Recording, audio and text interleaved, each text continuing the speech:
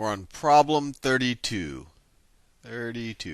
What are the solutions to the equation 1 plus 1 over x squared is equal to 3 over x? So at first this looks like a pretty daunting equation. You have these x's in the denominator and x squared in the denominator.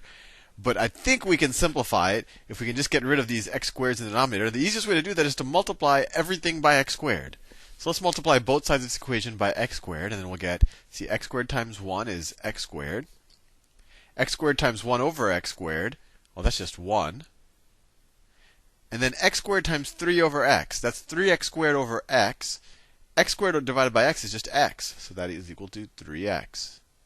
We could subtract 3x from both sides, and you get x squared minus 3x plus 1 is equal to 0. And it's a simple quadratic.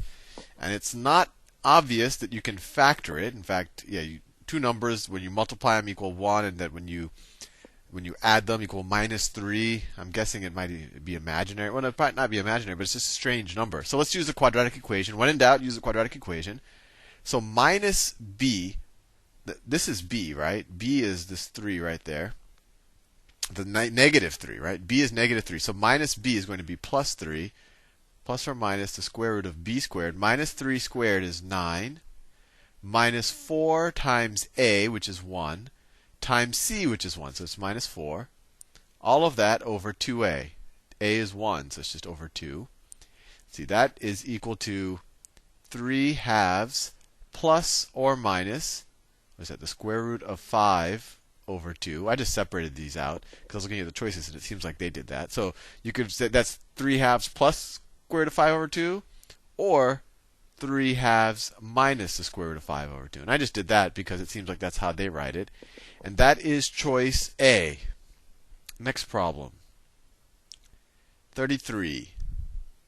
I think this one actually might be good to copy and paste the problem. Let me see if I can do this. Okay, there are two numbers with the following properties. Let me write down the properties, or let me copy and paste it for you. Okay, I've copied it, and then let me go here, and then I've pasted it for you. All right. Now, so the second number, so there's two numbers with the following properties. The second number is 3 more than the first number. So let's say S for second number and F for first number. So the second number is 3 more than the first number. So the second number is equal to the first number plus 3. That's from statement 1. And then the product of the two numbers is 9 more than the sum. So the product of the two numbers, that's S times F. S times F is 9 more, 9 plus their sum, plus S plus F.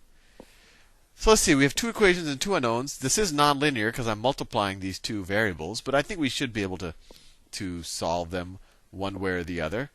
So let's see, we have what S is equal to. So let's just substitute that back into this equation. So let's say that S is equal to F plus 3. So if we substitute for these S's, we get F plus 3 times F is equal to 9 plus F plus 3, right, instead of an S. F plus 3, and then plus F. See if we can simplify this. F times F is F squared plus 3F is equal to 9 plus 3 is 12 plus 2F. Plus 2F. Let's see, subtract 2F from both sides, you get F squared plus F is equal to 12. Subtract 12, you get F squared plus F minus 12 is equal to 0. And this one looks factorable. I don't have to take out the quadratic equation. Let's see. This is F plus 4 times F minus 3, right? Because when you multiply those, you get negative 12. When you add those, you get plus 1. So that is equal to 0. So in order for this to be true, one or both of these have to be equal to 0. So if F plus 4 is equal to 0, F plus 4 is equal to 0, that means that F could be equal to minus 4. If F minus 3 is equal to 0, then that says that F could be 3. So F could be minus 4 or 3. Now S is F plus 3. So if we're dealing with the minus 4 scenario, If f is equal to minus 4, then what is s? Then s is going to be minus 4 plus 3, then s is going to be equal to minus 1. And that if f is equal to 3, then s is equal to 6. So let's see if we see either of these combinations. Minus 4, minus 1, that's choice B. Excellent. All right, problem 34. Problem 34. Let me see. Maybe I should copy and paste these word problems so we can see how we parse the problems. So I've copied it. And now let me go here. And then pasted it.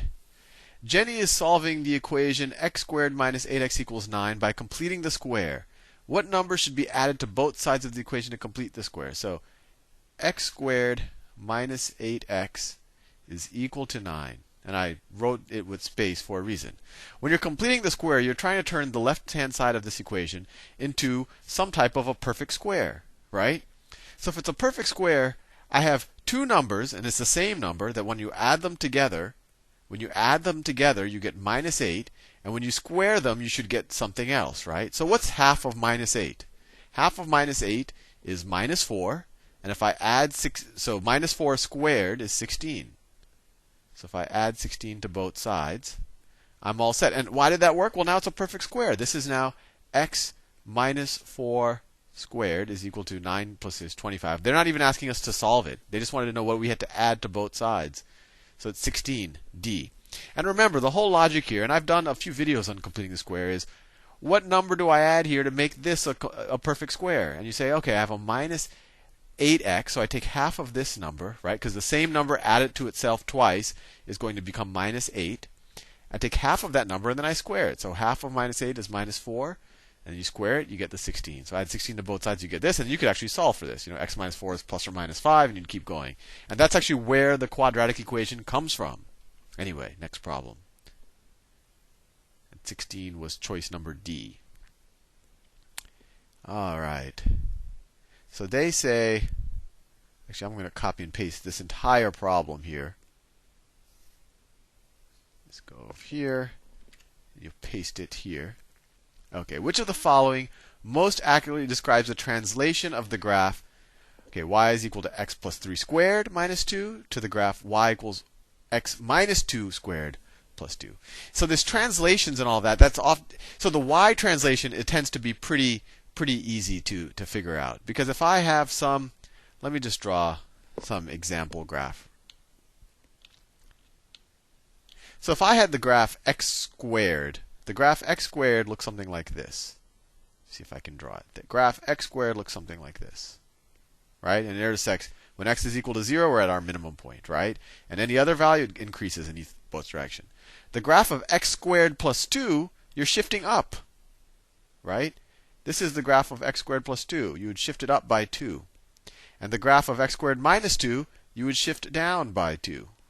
Right? This would be x squared plus 2. And this would be x squared minus 2. So the shift in the y direction is very easy to see. So if we're going from something minus 2, if we're going from something minus 2 to plus 2, so we're going from minus 2 to plus 2, we're going to be shifting it up 4, right? So that's always the easy one to just eyeball and figure out. So we're definitely going to be shifting from minus 2 to 2, so it's up 4. So it's either going to be choice A or choice D. The left-right shift is often a little bit more hard for people to visualize or to at least internalize, but I'll give you an attempt. If this is the graph, let's just go back to this. This is the graph of x squared, this yellow line right there. Right? That's the graph of x squared. Now let me ask you a question. What is the graph of x minus, I don't know, x minus 3 squared? So does this shift it down 3 to the negative direction or 3 to the positive direction? Your intuition might say, "Oh, I'm subtracting 3. When I did a minus 2, I shifted down." But it's actually the opposite here, because you have to think about, for what value of x am I going to have a 0 squared here, right? And that happens when x is equal to 3. So you can think of it this way. Now, when we're at this point, when x is equal to 3, it's the same thing as this point when we have just x squared, right?